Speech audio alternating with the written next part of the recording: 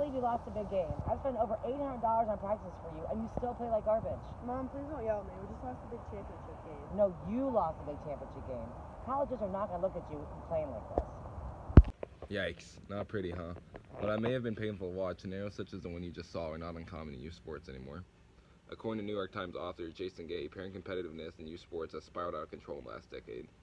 He blames this mainly on the rising cost of college and how parents are over-encouraging their children to obtain one of the few athletic scholarships out there as a ticket to higher education. Many parents will pressure their children with good intentions, of course, of getting those scholarships, but it can often spiral out of control and lead to tense parent-child relationships. And these tense relationships can not only affect the children on the field, but it also has dire consequences on their overall well-being. In this video, we'll be going through a few scenarios on how you can better interact with how better you can keep your emotions in check, and how you should respond to your young athlete in various scenarios.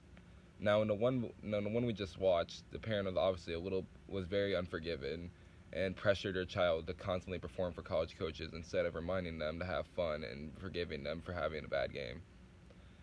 In the next scenario, we'll see how the parent should have reacted.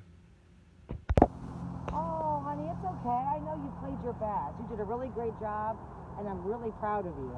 Thanks, Mom. Oh, you're welcome, sweetheart. You did great work. Now, you should observe that Mom was much more sympathetic that time.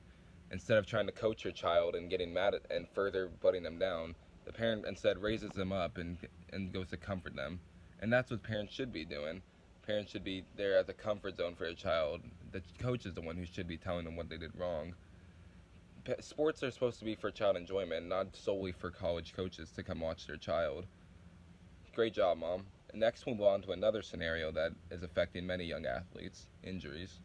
Injuries can play a huge part in an athlete's downfall, and as we see many times these days, athletes are playing sports 8-10 months out of a year, and oftentimes this results in overuse injuries. Let's see how Mom reacts to her child telling them that they themselves might be suffering from one of these injuries.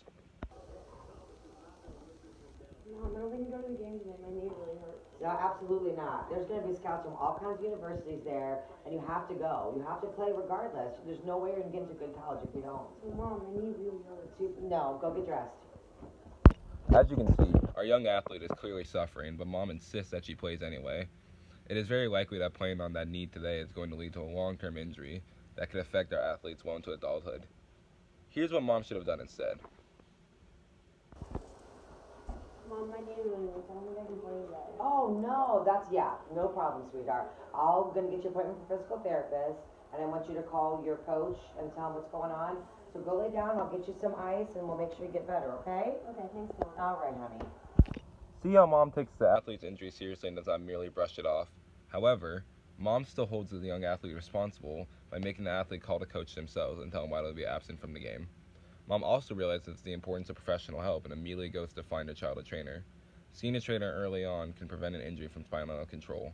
Great job, Mom. Now, if you chose to watch this video today, you're most likely a parent yourself, and you most likely have a young athlete of your own.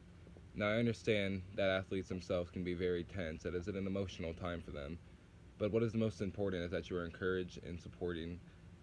As youth sports rates are dropping around the nation, and the best thing you can do to prevent your child from becoming one of them is to encourage them to continue enjoying their sport and continue being children and not worrying about and not pushing them to the point of injuries and not making them worry about college coaches or something. Sports are supposed to be fun and safe and a healthy activity for children. Let's keep it that way. Thanks for watching.